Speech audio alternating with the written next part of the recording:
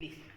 Entonces, dentro de la investigación cuantitativa vamos a tener tres niveles, lo diré así, que vendría a ser la investigación de tipo descriptiva, que tiene la característica de utilizar una sola variable.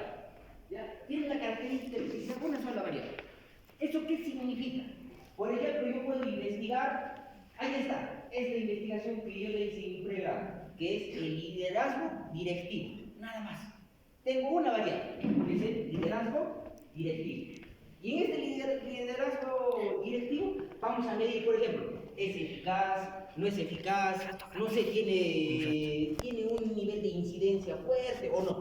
Entonces, la característica que tiene un tipo de investigación descriptiva es que tiene una variable. Tiene una sola variable.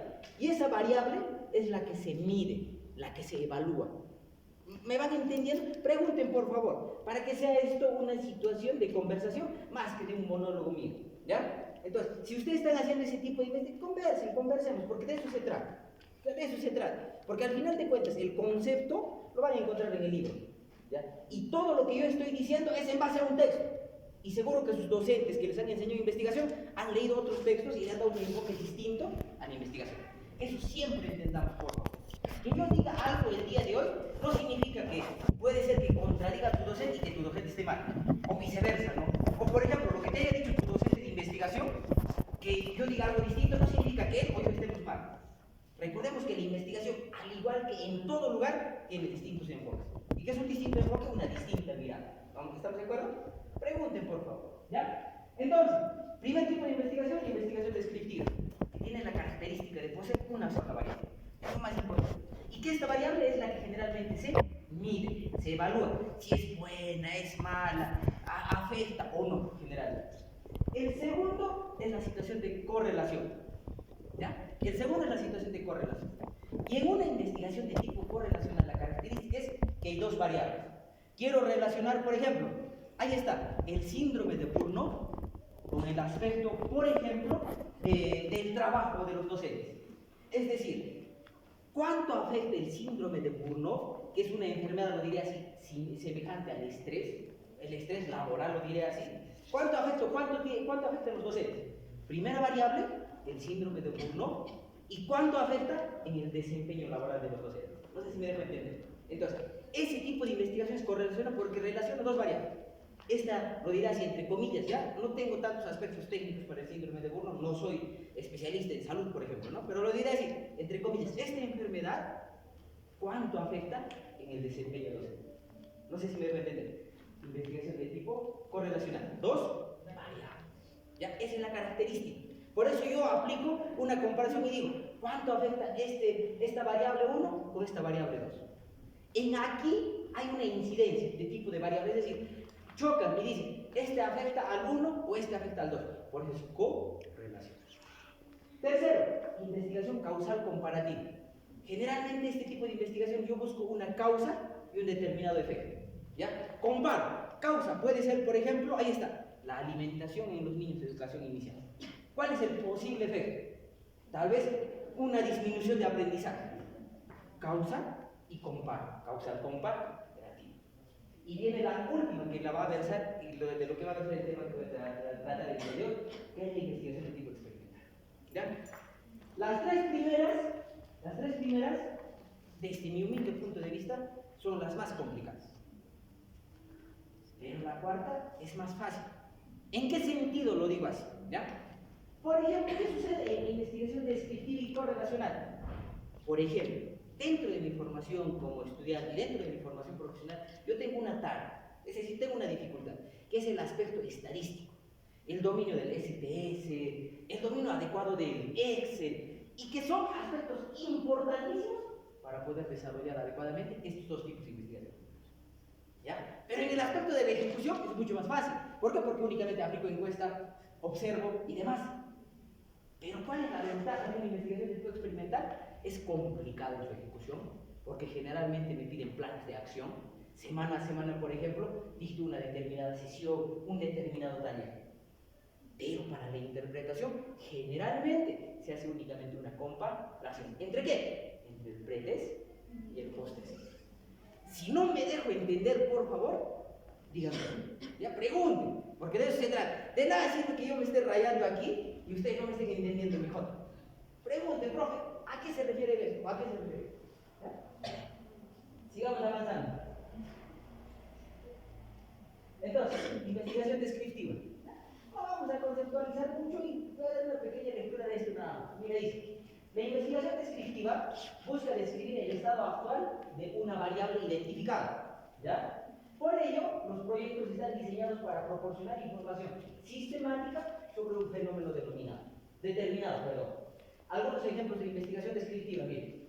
Una descripción de cómo los alumnos del segundo grado utilizan su tiempo durante las vacaciones de verano. Entonces, miro, ¿no? Les aplico una encuesta a mis niños de educación primaria. ¿Qué hiciste en tus vacaciones? Viajé, hice, no sé, deporte, me matriculé en una academia de música, no lo sé, o lo que hay ahorita, ¿no? En Minichef y todo ese tipo de cosas. Entonces, voy haciendo y únicamente describo qué es lo que hacen generalmente más los niños dentro de las vacaciones, en el periodo vacacional. Entonces, es una investigación de tipo descriptiva, una sola variable, característica importante. Segundo ejemplo, una descripción de los hábitos de consumo de tabaco de los adolescentes. Un poco más complicado, sí, pero se podría tomar a base de una encuesta, tal vez anónima. Porque un joven de secundaria que te diga, por ejemplo, que sí fumo tabaco y ponga su nombre, por ejemplo, miren, dentro de, por ejemplo, cuando uno ya empieza a hacer el informe de investigación, y si uno ha hecho, por ejemplo, la investigación con niños, generalmente nosotros no podemos interpretar en base al nombre de los niños. Es una de las observaciones que a mí me hacen, ¿no? Por ejemplo, usted va a ir a mis niños con los cuales he hecho mi investigación, no sé, la investigación A, ahí está obviamente mis evidencias. Esos son los niños que tengo, ¿no? Por eso pongo el registro de matrícula, mi registro de asistencia y demás. Pero cuando uno hace interpretaciones hay que tener mucho cuidado. Recuerden que son menores de edad cuando se investigamos. Entonces es por eso que convertimos ese tipo de datos. A mi estudiante Juan Flores Galarza le pondré estudiante 1. Y cuando hago mi interpretación pongo el estudiante 1 después de la ejecución de mi proyecto de investigación mejoró sus niveles de lectura, por ejemplo. Esas cosas siempre hay que tener cuidado cuando uno hace un informe de investigar. ¿Sí? ¿Vamos entendiendo un poquito? Vamos, avancemos un poquito, ¿ya? Para luego adentrarnos a lo que es el tema importante. La investigación correlacional. Según Narváez nos dice, los investigadores utilizan este tipo de investigación cuantitativa para relacionar dos o más variables utilizando métodos de análisis matemáticos. Ese es lo difícil. Por ejemplo, otra vez digo, ¿no? Dentro de mi formación, a mí, dentro de los 5 años que yo estoy estudiando, me han dado estadística, pero, por ejemplo, yo he estudiado estadística en el tercero, cuarto y quinto. Y para ya hacer mi informe de tesis en el 10º semestre, ya me había olvidado todo lo que he estudiado estadística. Entonces, es un poco complicado, por lo menos para mí. Por eso le estoy dando un enfoque de esta exposición, desde mi experiencia, ¿no? Por eso para mí es un poco más sencillo hacer investigaciones de tipo experimental. ¿Por qué no se utiliza mucha estadística? Ya les voy a decir por qué. ¿Qué más nos dicen? Nota, de hecho, es común que los investigadores tienden a manipular una de las variables para lograr los resultados deseados. ¿Ya? Idealmente se recomienda no sacar conclusiones sobre la base de la investigación correlacional. Esto se debe a que no es algo obligatorio que dos variables estén sincronizadas sobre las otras. ¿Qué sucede en un tipo de investigación correlacional? En donde yo busco que haya una relación, o entre comillas, una determinada relación entre dos variables. Ejemplo, yo puedo pensar que, por ejemplo, el material didáctico, ¿qué material didáctico hay en inicial que se puedan aplicar con los niños o niñas? El dado mágico. Yo puedo pensar que el dado mágico influye, ¿en qué podría influir el dado mágico? ¿En qué podría influir? En la narración de cuentos. Entonces, yo podría pensar que el dado mágico tiene relación con el desarrollo de la narración de los cuentos. Pero, ¿qué sucede?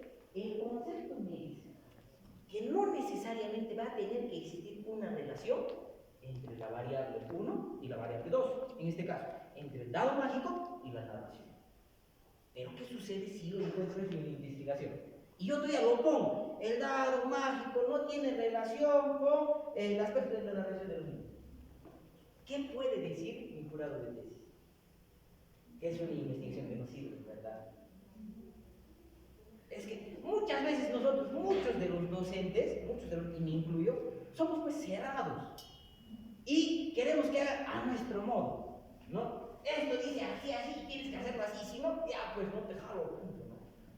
Pero tenemos que siempre entender que hay distintos enfoques dentro de un investigación. Y en todo lugar creo yo que sucede. Yo puedo tener un distinto enfoque en referencia a algo y otro maestro va a tener un distinto enfoque. ¿Dónde está lo importante? Es en sustentar mi trabajo de investigación, porque es mío. Yo le digo esto lo he hecho así, así, así, así. Por eso también nosotros, los mismos docentes, tenemos que mejorar en ello, ¿verdad? Ustedes entienden bien su proyecto de investigación, pero ¿qué sucede si tu docente que te va a controlar o va a hacer tu grado no lo entiende? No te lo va a aceptar, ¿no? Y es una de las situaciones que tenemos que tratar de superar, obviamente. No solo a nivel de vosotros, sino a nivel de los docentes también. ¿Ya? Sigamos avanzando. Un ejemplo es la relación entre el estrés y la depresión. Dos variables. El estrés y la depresión. ¿Cuánto tiene que ver el aspecto del estrés en el aspecto de la depresión?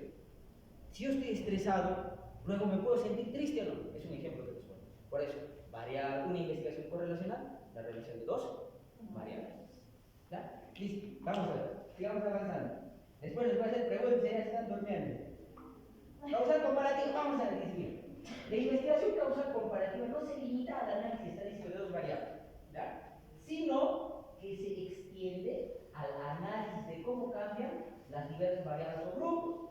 Esta investigación se lleva a cabo independientemente del tipo de relación que exista entre las dos o más variables que se estén investigando. El análisis estadístico es el método que se utiliza para presentar claramente el resultado obtenido de este tipo de investigación cuantitativa. Por ejemplo, dice, ¿no? El impacto de las drogas en un adolescente. Causa las drogas y el efecto que puede causar en los jóvenes adolescentes. ¿Estamos de acuerdo? Causal comparativo. Busco la causa de algo. Por ejemplo, ¿no? A ver, en inicial, ¿qué podría buscar? Digamos, ¿qué tienen que lograr mis niños cuando finalizan el primer ciclo? O el ciclo 2, perdón. Cualquiera de los dos ciclos. ¿Qué tienen que lograr? No sé, manejar bien en la psicometría fina, la gruesa, no lo sé, ayúdenme con eso.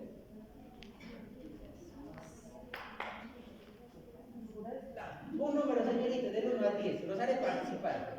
Si no, nos vamos a dormir. 7, 1, 2, 3, 4, 5, 6, 7. Señorita, la de bufanda, usted. A ver, ¿qué tienen que lograr? Usted. Sí. ¿Qué tendrían que lograr?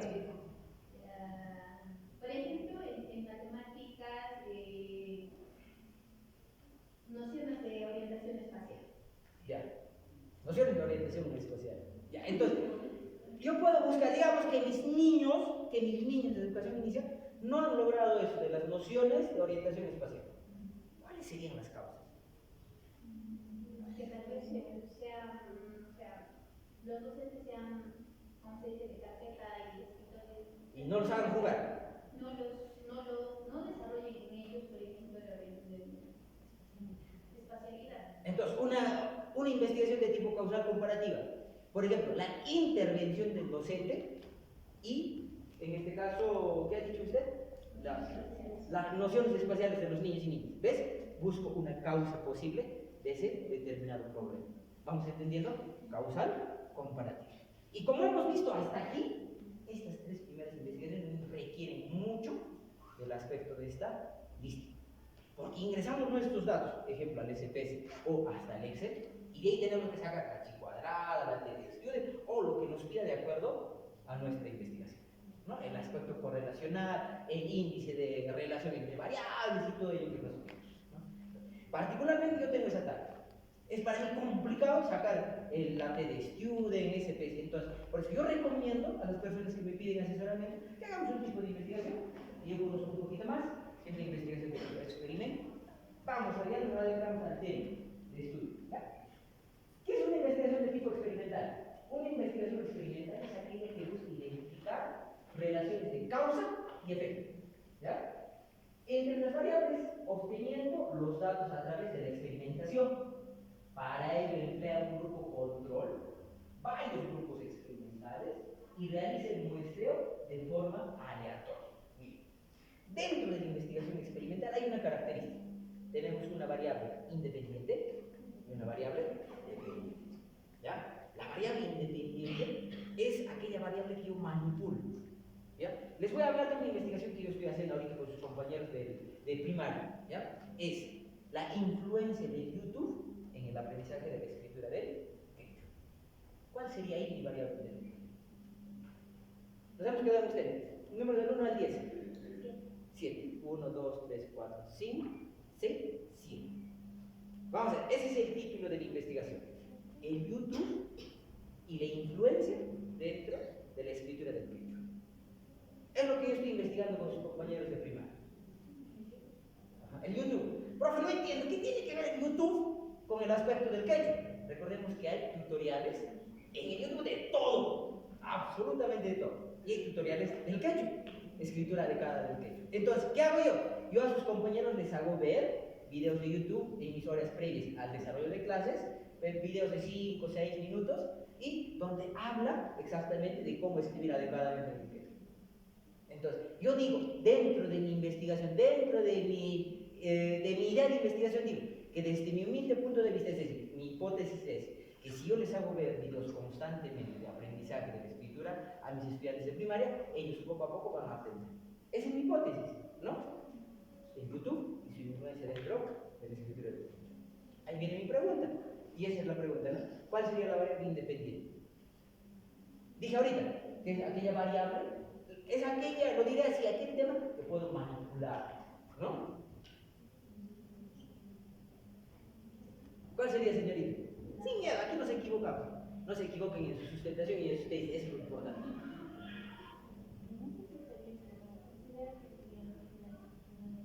Yes, esa sería mi variable independiente, ¿no? Excelente. Vamos, sigamos analizando. Entonces, vamos al aspecto de la conceptualización. Una de las características, otra vez repito, dentro de la investigación de tipo experimental es que hay una variable independiente y una variable dependiente. Independiente porque, ¿qué le digo a usted si usted, por ejemplo, usted es una chica independiente o no? Sí, porque ya no depende de su padre. Ya, entonces, ¿qué sería independencia?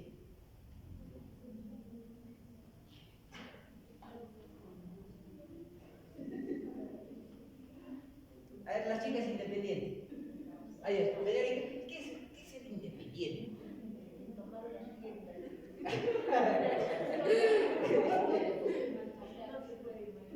Claro, exactamente, mire. Entonces, mire, ya podría ser, ¿no? Entonces, cuando hablamos dentro de la independencia, es decir, yo tengo autonomía de hacer una determinada cosa, ¿verdad? Entonces, la variable independiente se caracteriza por eso, porque sobre él, obviamente, dentro del marco de la investigación, la variable independiente no depende de la demás.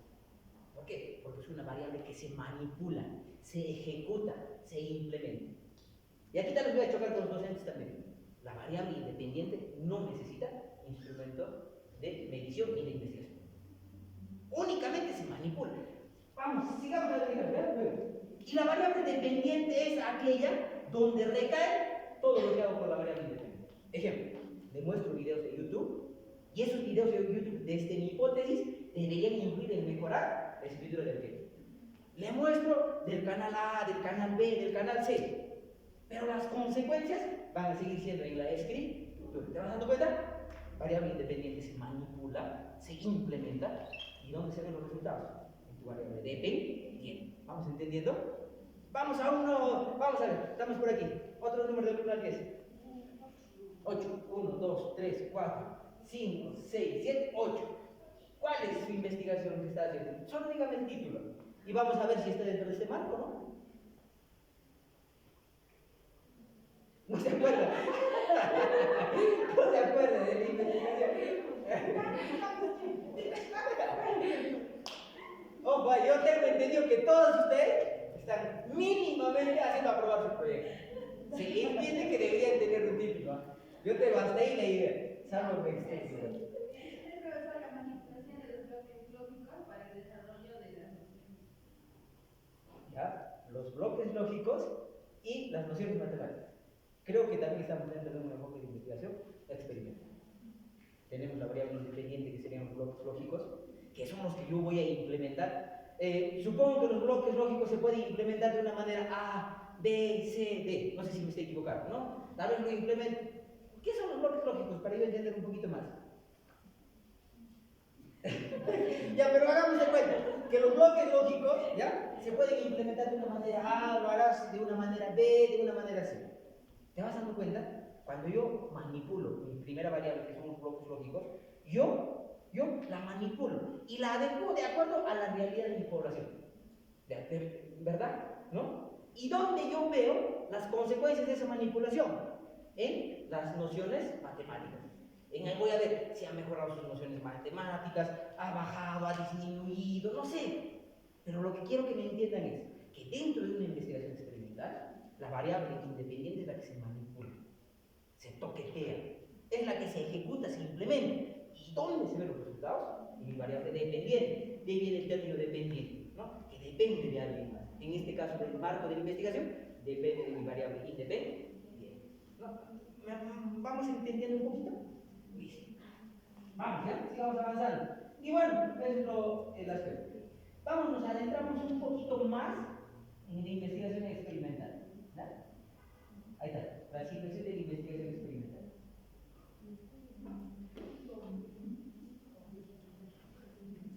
Ya está, clasificación de investigación experimental. Tenemos el diseño de investigación experimental, lo que les decía, ¿no? Variable independiente es la variable que yo manipulo, ¿ya? Es la variable que yo manipulo. Por ejemplo, en ese ejemplo de su compañero, los bloques lógicos y las nociones matemáticas. La pregunta es, ¿no? ¿Para qué yo necesitaría evaluar la situación de los bloques lógicos? Yo entiendo que los bloques lógicos alguien lo ha creado o alguien lo ha propuesto, ¿no? Si yo empiezo a analizar esa primera variable de los bloques lógicos, pues ya me estoy yendo a un nivel más alto, ¿no? Estoy prácticamente refutando al autor de ahí, como si yo fuera más que ese autor. No sé si me dejan entender. Más o menos van a donde quiero ir. Ejemplo, ¿no? Digamos, a ver, viene la situación, vamos a la investigación. Yo la investigación que he hecho titula así: el aprendizaje colaborativo y su influencia en el componente curricular, creo que era de psicomotricidad. Ya está. Aprendizaje colaborativo y su influencia en el curso, un término más que en el curso de psicomotricidad. Entonces, si yo empiezo a evaluar el aprendizaje colaborativo, prácticamente me estoy yendo contra los autores que han propuesto el aprendizaje colaborativo. A ver, vamos a ver a materiales mucho más conocidos. ¿Qué materiales se utiliza que algún autor lo haya creado en la educación inicial? Por ejemplo, nosotros tenemos en primaria la situación de... A ver, vamos a ver. Se me fue. El base 10, por ejemplo, que lo utilizamos. Entonces, por ejemplo, lo diré así.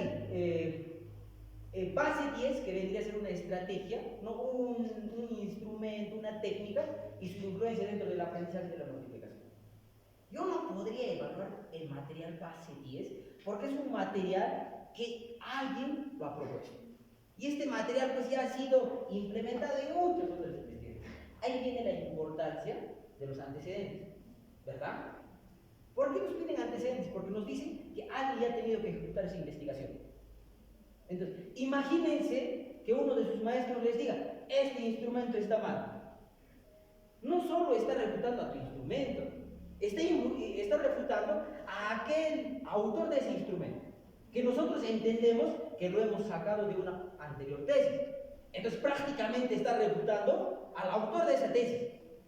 No sé si me dejo entender este tipo de conceptos.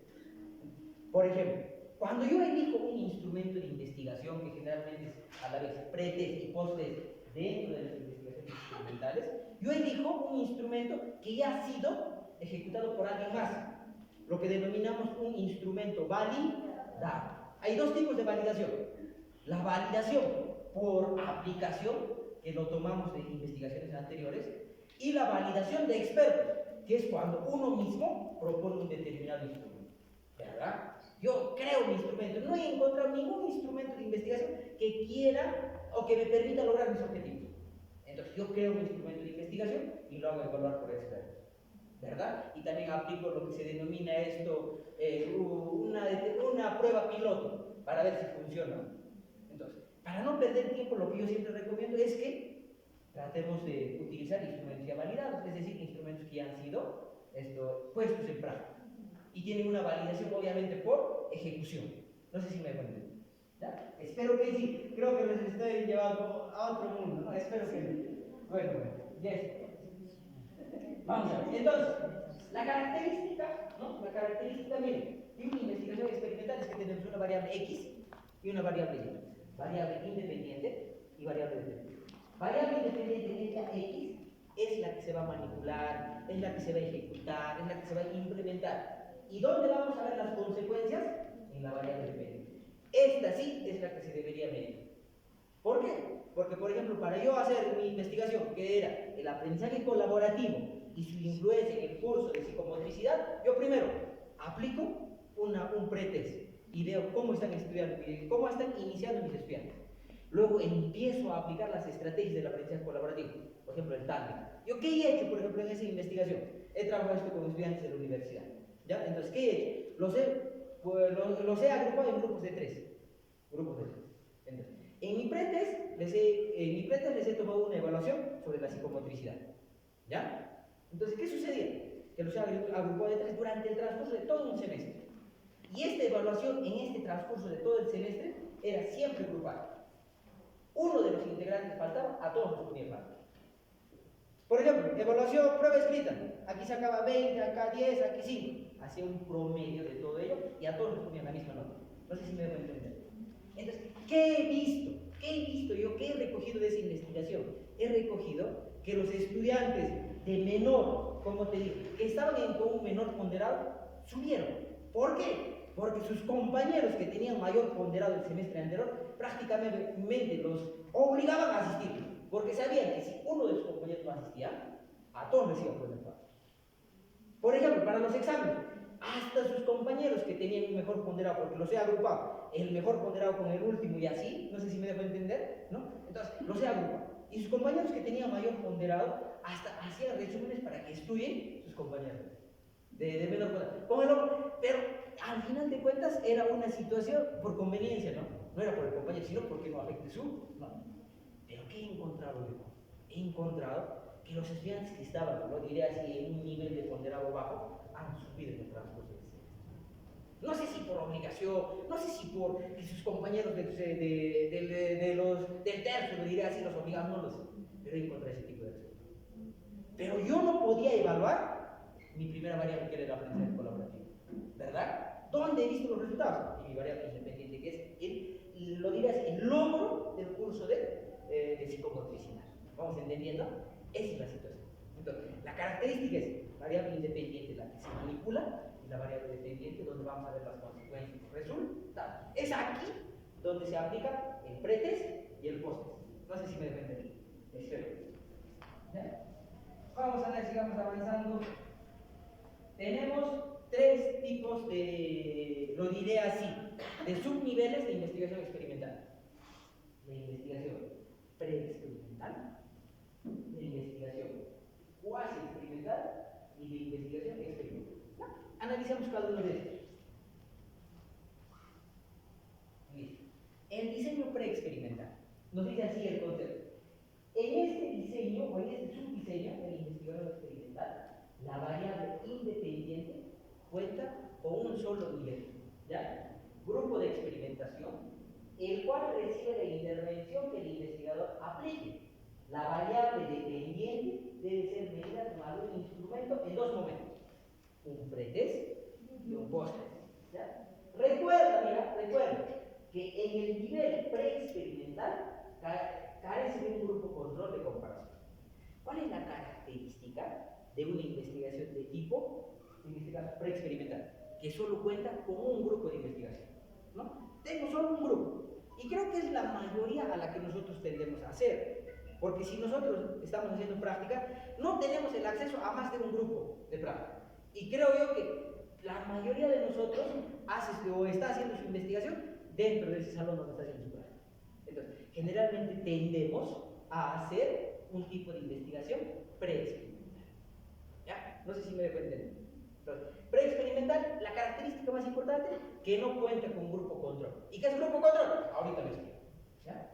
¿Qué sería grupo experimental? Es donde yo voy a aplicar esa determinada variable independiente, esa determinada estrategia. Lo diré así, la estrategia del YouTube en el aspecto de la escritura del quechua. Esa es mi estrategia, el YouTube.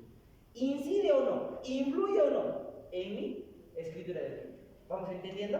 Entonces, yo solo lo aplico en un solo salón. Digamos que en este semestre me han dado un solo salón, que vendría a ser, digamos, el segundo semestre. Necesariamente, por la realidad de mi investigación, no tengo acceso a los demás salones. Tengo que someterme a una investigación tipo preexperimental. Pero muchas veces nosotros también los docentes somos cerrados, ¿no? No puede ser un solo salón, no, tienes que tener grupo control. ¿Qué me dice la definición? ¿Qué me dice la teoría? Que sí, hay ese nivel de investigación que yo puedo trabajar solo con un salón, un grupo experimental. Listo, vamos avanzando, no los quiero hacer dormir. El nivel cuasi experimental, ¿qué dice? En este subdiseño de investigación experimental se cuenta con dos subniveles. Miren acá, de la variable independiente.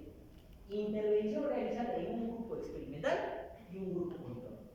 Sin intervención. La característica de ese tipo de investigación es la asignación no aleatoria en los grupos de intervención. Por ejemplo, en investigaciones en las cuales se trabaje con dos grupos establecidos, como pueden ser dos cursos en el contexto educativo, no se puede asignar mediante el azar a los grupos y se trabajan con los grupos ya conformados. En la investigación que yo estoy aplicando con los compañeros de educación primaria, tengo dos grupos experimentales y un grupo control. ¿Ya? ¿A qué se refiere el profesor? Mira, te lo explico. Otra vez te repito, ¿no? Es, por ejemplo, una situación en la que el YouTube, desde mi hipótesis, influye en el aprendizaje de la escritura del quechua.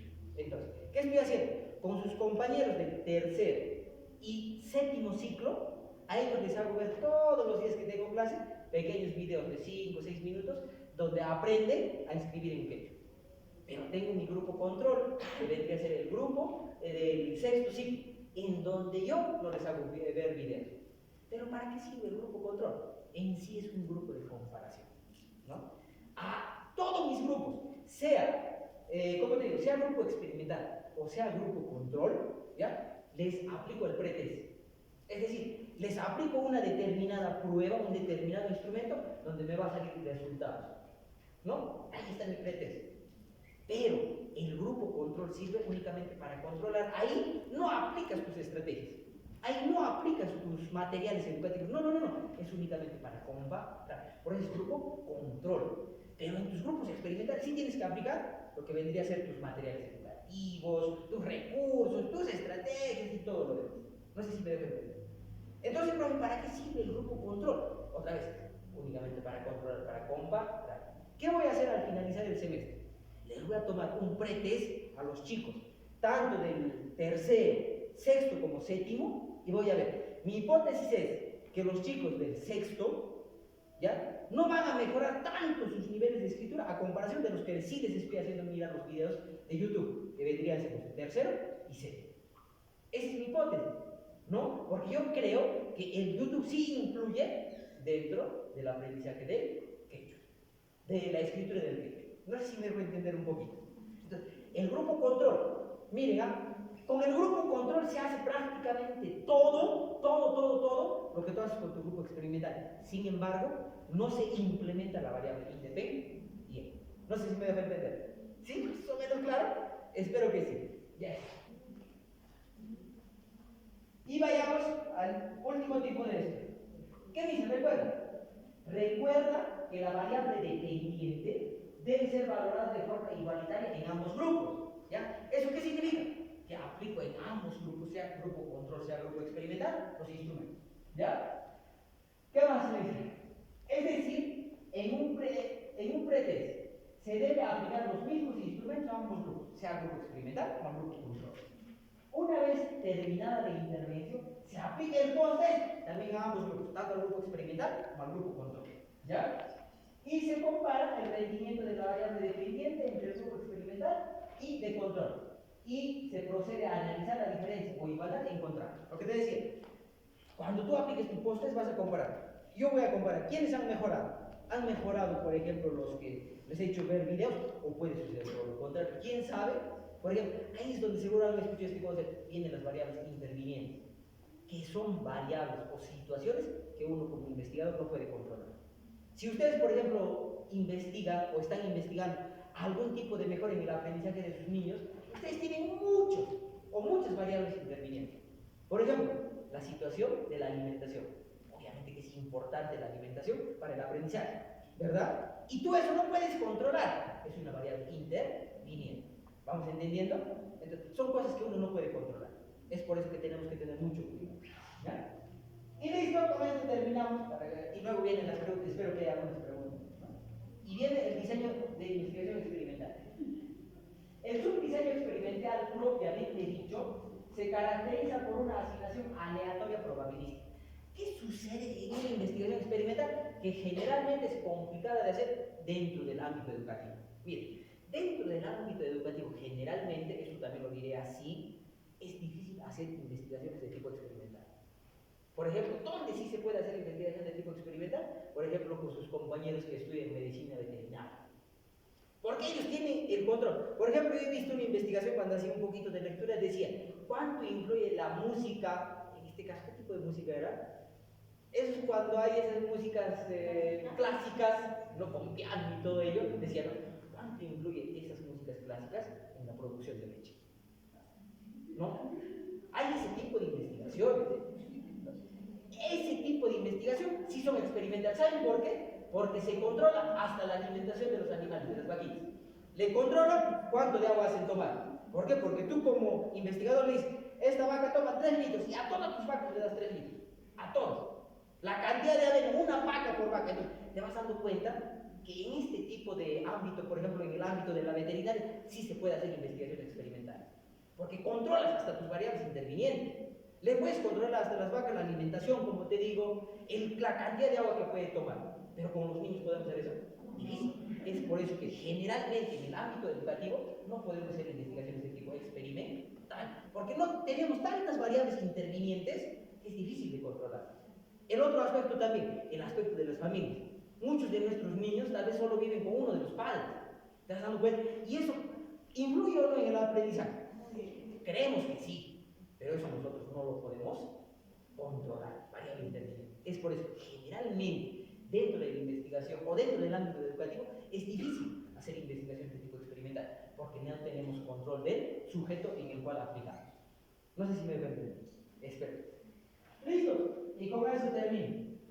Vamos a ver, conclusiones. La presente exposición tiene como fundamento el artículo de Ramos 2021. Todo lo que he hablado es en base a ese artículo científico. Cuidado que digan que el profesor Clemente está inventando. No. Yo únicamente hago el papel de un mensajero. Les estoy dando a conocer lo poquito que yo he leído. Nada. A partir del cual se ha reflexionado de forma sucinta en los subdiseños. ¿Cuáles son los subdiseños? Nos hemos quedado aquí en la última que ha participado. ¿Quién era? Usted. Del 1 al 10. 9. 1, 2, 3, 4, 5, 6, 7, 8, 9. Señorita, ¿cuáles son los 3 subniveles de investigación experimental? Por lo menos eso que nos quede claro. Yo sé que lo conocen, pero que nos quede claro el día.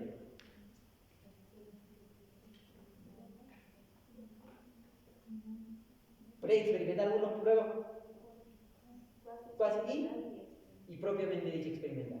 3 niveles. La pre se caracteriza por trabajar con un solo grupo, el grupo experimental. La cuasi se caracteriza con dos, un grupo experimental y un grupo control.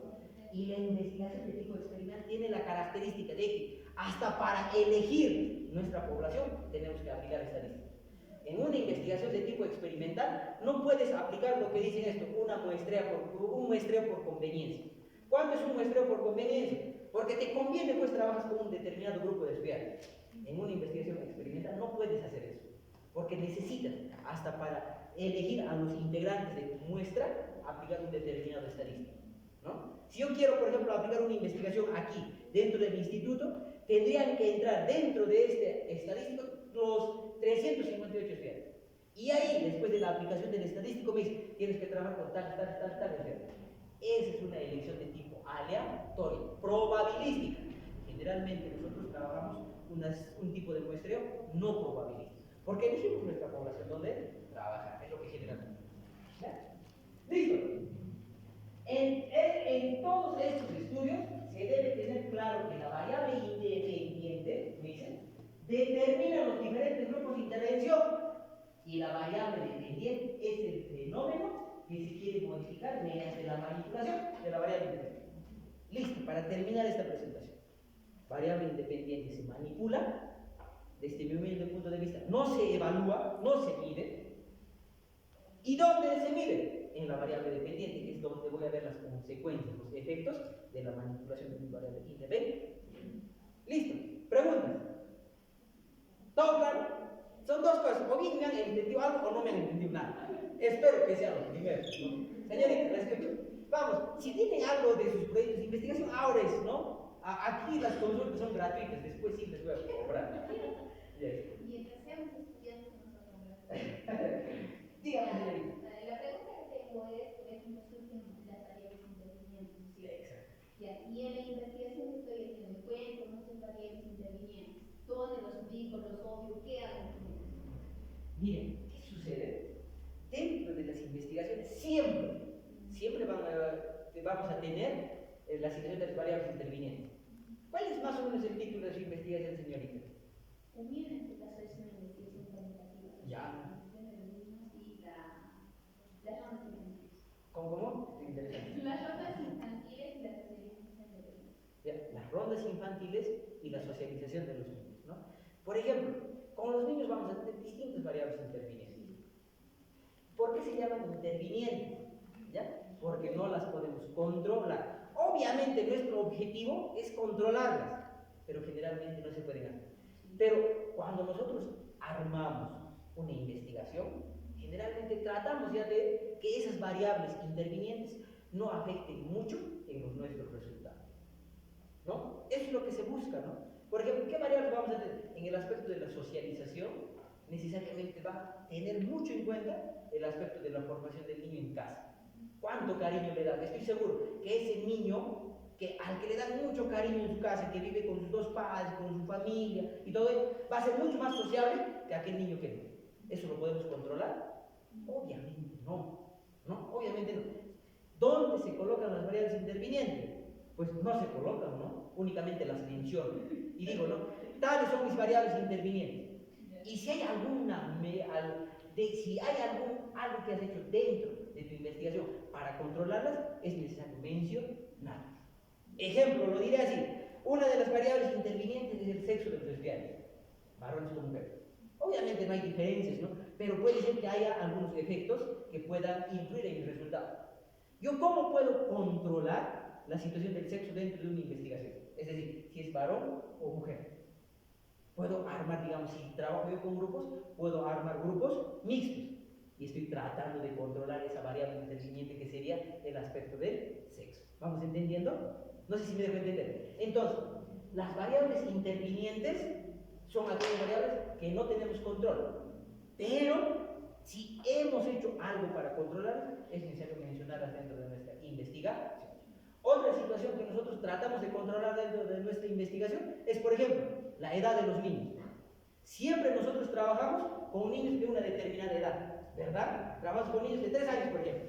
Estamos controlando una variable interviniente que sería la edad, pero siempre aparece. Puede ser que ese niño se haya manipulado antes. ¿Vamos entendiendo? ¿No? Otro de las variables que siempre aparecen, ¿no?